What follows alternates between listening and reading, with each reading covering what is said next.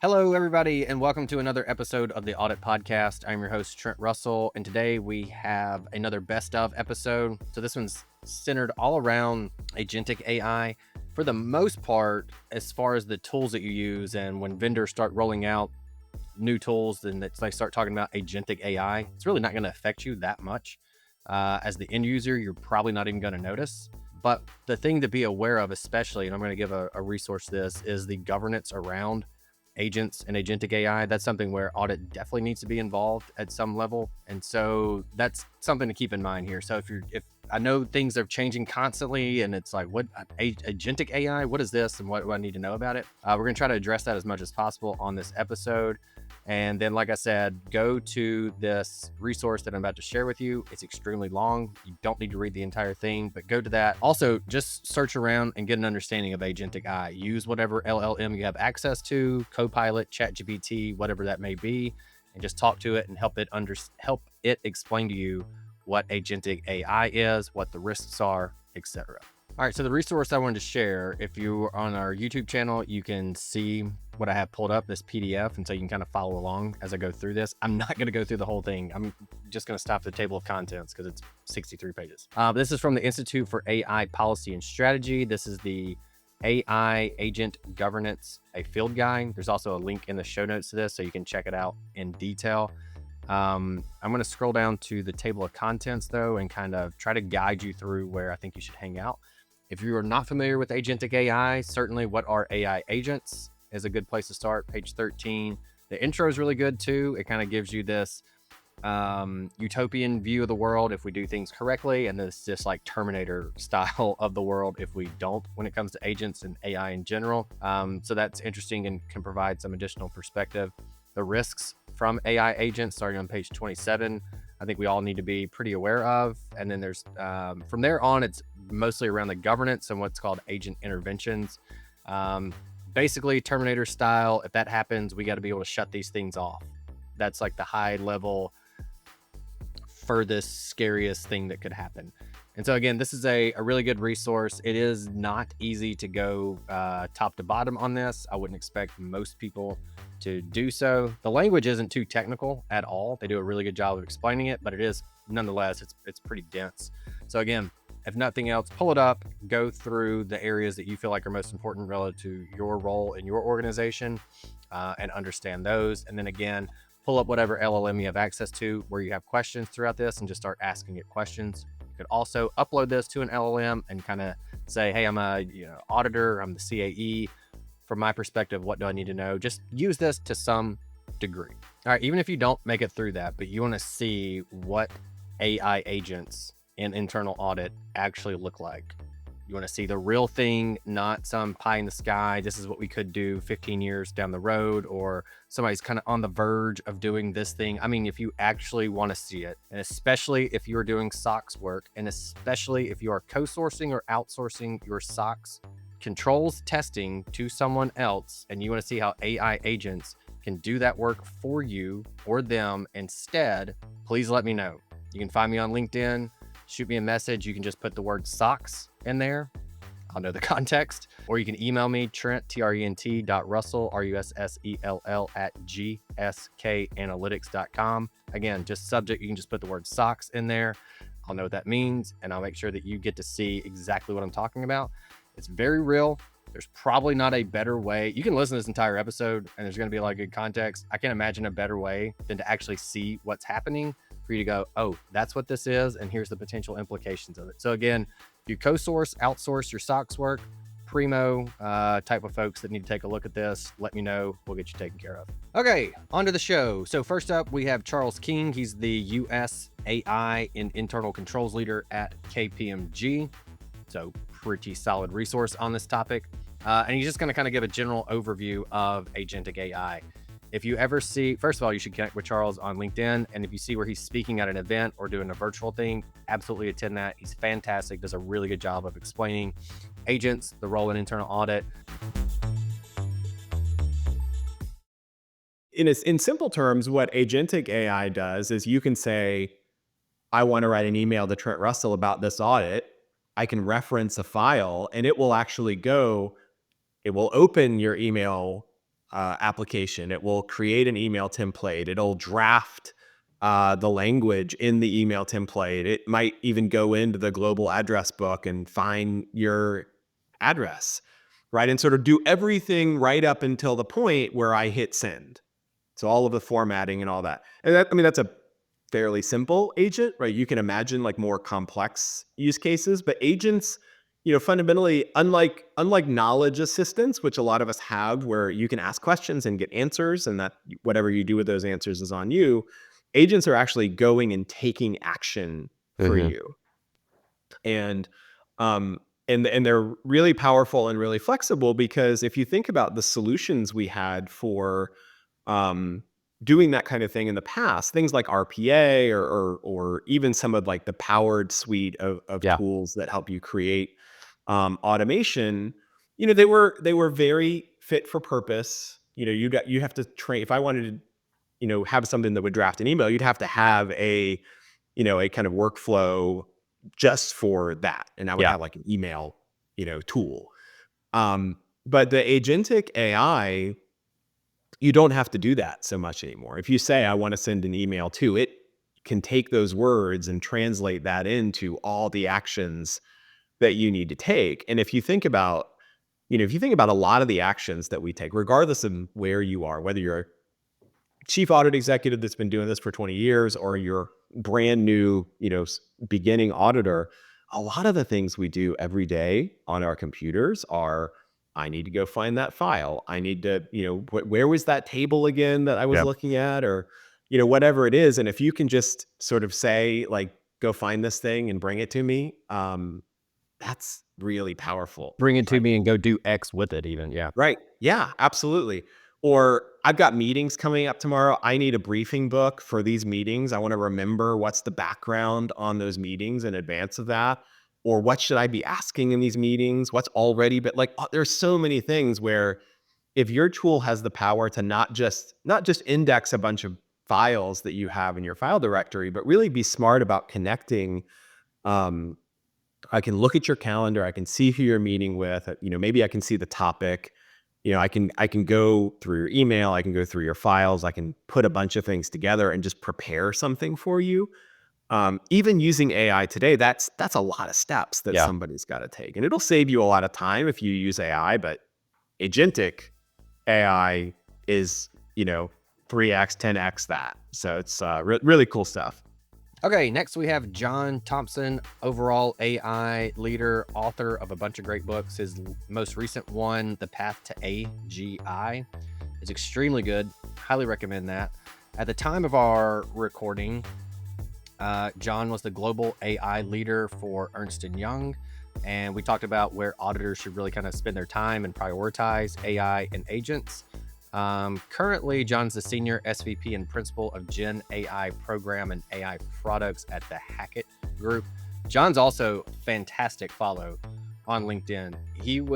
So if you heard the intro, that 63-page PDF I mentioned, he didn't recommend that one necessarily, I don't think.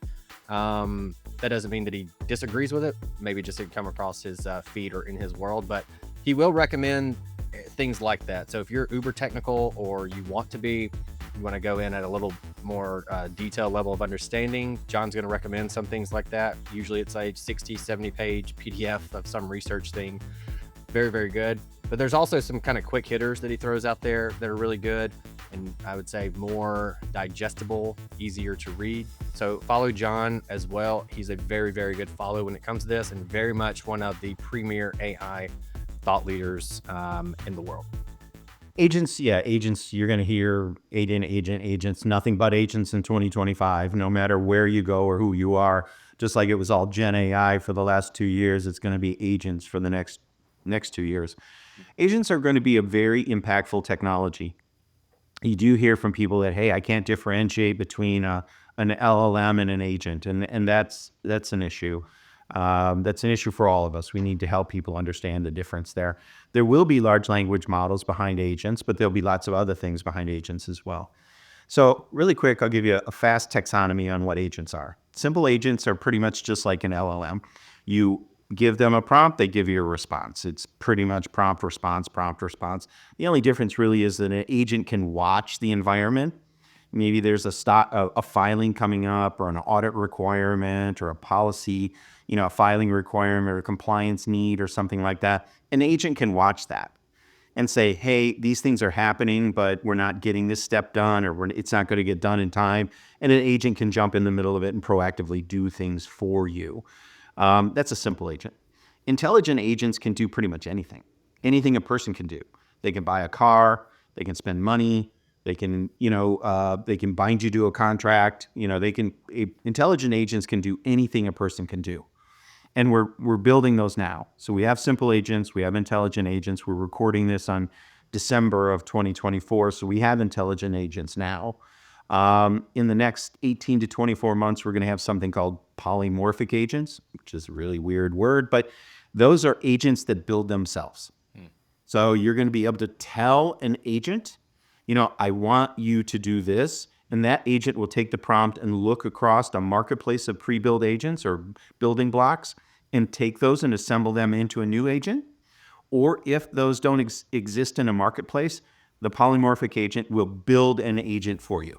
Okay. So it will start from scratch, or you could give it 1 or 2 steps, or you can do whatever you want, and it will go off and build it all. So in the next 2 years, that's what you're going to see transpire in the area of agents. Next up is Andrew Clark. He's the co-founder and CTO of Monitor. They're an AI governance vendor. So software, AI governance, very, very interesting, especially if you are in the insurance industry. That's where they really, really specialize, amongst some others, but that's where they really specialize. So if AI governance is on your audit program, or even if it's not, you should go at least check out their website, see what they're doing, and see if they might be able to help you all. And Andrew has this kind of contrarian view of AI agents. And so that was super fun. He has his own podcast, or rather Monitor does. And so I was listening to it, and he kind of went on this rant about the difficulty in governance with AI agents and how it's near impossible, and how we can just use automation. And these kind of concepts have been around for a long time. And so there's a lot of like, hey, this is more marketing hype than anything. And so the full episode was one of my favorites because we just were able to go kind of back and forth respectfully. And I go, oh, I see it like this. And Andrew would go, I see it like this. And then we kind of went back and forth. So that one was actually really fun. If you haven't listened to that, I would highly recommend it. For sure. Yeah, I want to get into agents a little bit more generally, because this is not a new concept. And then I'll describe what the technical definition of what agentic AI is right now, which also is worth noting what people are now talking about, as you said, on LinkedIn, which I do think a lot of bots have made a lot of these LinkedIn posts I've been seeing lately, but about what the common understanding pop culture of what agentic AI is not actually the definition that IBM, Salesforce, NVIDIA, a lot of these real large tech companies, they have a definition of what agentic AI is. So I'm going to give that a definition, and then we can kind of analyze and contrast the rest of this episode of like what people are saying is agentic. Oftentimes I don't think is actually agentic AI. And this is based off of, this is not my definition. This is IBM definition, Harvard Business Review. The general definition we have is really, it's 4 steps, which is perceive, gather data from multiple inputs from your environment. So you're having an agent is gathering information. And then there's a reasoning component. Oftentimes this is where I call reasoning in air quotes, is this LLM. Like we've just talked about what LLMs do, predict the next word, but they've kind of been inserted here as their reasoning now. So you're gathering inputs, you're reasoning. You are now acting on those inputs. And this is the thing that gets a little bit scary from a risk perspective when we got to it, is they'll actually start making decisions. They'll do something. They'll go book a flight for you or something, make a decision. And then there's a feedback loop as the 4th step of like, did I do good or not? And kind of go from there. So that's the definition from Harvard Business Review, IBM, NVIDIA, Salesforce. A lot of these folks are putting out these articles. That's the definition. However, what we're seeing a lot of times with what people are calling agentic is pretty much it's sounding a lot of times like automations are now anything that's an automation, or even a classical computer program, or anything using any sort of a model is now being relabeled agentic. And regardless of, some of these are actually really great ideas that I think would be great productivity answers and good things in business. But I'm calling foul to, let's be a little bit closer on what is agentic and what's not agentic. And none of that's good or bad, but let's call it what it is, because right now the term agentic means absolutely nothing. It just means using a computer program is essentially where we've gotten to. I think, and let me know how you want to unpack that a little bit more, but really it's those 4 steps is what I would consider what agentic AI is based on the classical definition right now. Okay. And I'm going to call it a problem for lack of better words, but is your problem with the amount of attention on agents? Is it the marketing side of it or the realistic use of it? or obviously a combination of both, but what is it that's kind of setting you off more so than the others? And like, no, this is not it. Marketers, will you please stop calling it this? Or yeah, that is what it is, but it's not so, again, it's not going to be the thing that just has us, everyone on the streets, begging and hunting each other down with sharpened sticks. That's a very loaded question. It's pretty much all of the above, but I think, I mean, marketing and always this way. Like AI, computer science in general, has the best marketing engine around. And then there's a lot of people that maybe somebody puts out something correct, and then they'll spit it and just kind of misinterpret it, and then just becomes kind of like lore from there. But I think the two things that are bugging me are first off, agentic AI is not new, and everybody has agentic AI. Everybody has an iPhone or something equivalent right now. So what about Google Maps? What would you call that? So let's think about that. So you're putting in coordinates. I'm at my house. I want to go to the gym, and I put in the gym because I'm a millennial that doesn't know how to drive anywhere without directions anymore, right? So you put that in, and then now it's going to the servers looking at multiple inputs, GPS coordinates, as well as other people's telemetric data from their cars and things that are going to Google. Yes, Google is tracking you when you're using that application. So then taking that information and finding what is the most efficient route for you to go, and then updating it dynamically as that changes, right? And then that's how you go. So we took in inputs, we reasoned, we are executing the instructions, and then we're making a feedback loop. So that by itself, Google Maps, Apple Maps, whatever your favorite map tool is by definition agentic AI. So that's not new, and that's using something called multi-integer programming, something that dates back all the way back to like World War II and supply chain logistics and things like that. Of like it, we all know when COVID happened, like how the supply chain got snarled up and things like that. Like there's so much that we just take for granted, like how your packages can get overnighted by FedEx or UPS or whoever. Like all of these things are based on this operations research of like route optimization, all these very fast, efficient algorithms. But they're technically doing that process. Those are just what we've considered traditionally just stats or operations research or just a computer program have now been rebranded. But where I'm calling foul is we've already established. So there's that.